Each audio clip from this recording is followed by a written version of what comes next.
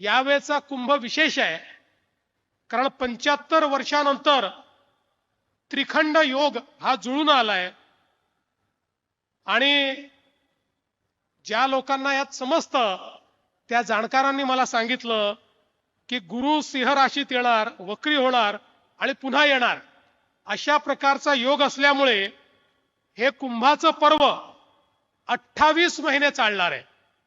31 October 2026 पासून 24 जुलै 2028 पर्यंत यावेळेचा कुंभ चालणार आहे।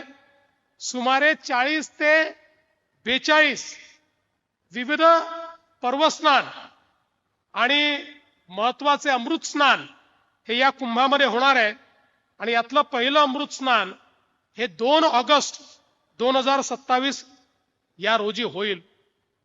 आपल्याला सगळ्यांना कल्पना आहे की यावेळी प्रयागराजला जो कुंभ झाला, या कुंभाने भारतामध्ये प्रधानमंत्री मोदीजींच्या नेतृत्वात सांस्कृतिक पुनर्जागरणाची जी एक मोहीम चाललेली आहे त्याचं प्रत्यंतर हे आपल्याला त्या कुंभमेळ्यामध्ये पाहायला मिळालं आणि जगातला सर्वात मोठा आस्थेचा महाकुंभ हा प्रयागराजला झालेला आपण बघितला।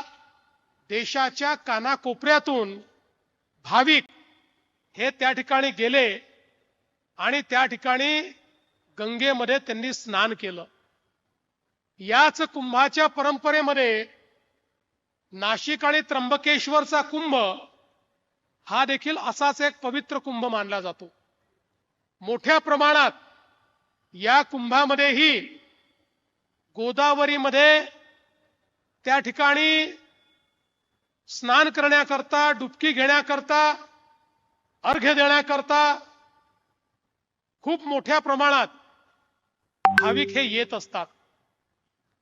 प्रयागराज आणि नाशिक त्र्यंबकेश्वर मधला फरक एवढाच आहे, प्रयागराजमध्ये जो कुंभ होतो त्याकरता गंगा तीरी 15,000 हेक्टर जागा आहे आणि नाशिक आणि त्र्यंबकेश्वर जो कुंभ होतो इथे एकत्रितपणे आपल्याजवळ 500 एकर जागा। त्यामुळे अतिशय कमी जागेमध्ये हे संपूर्ण व्यवस्थापन नाशिक आणि त्र्यंबकेश्वर मध्ये आपल्याला करावं लागतं।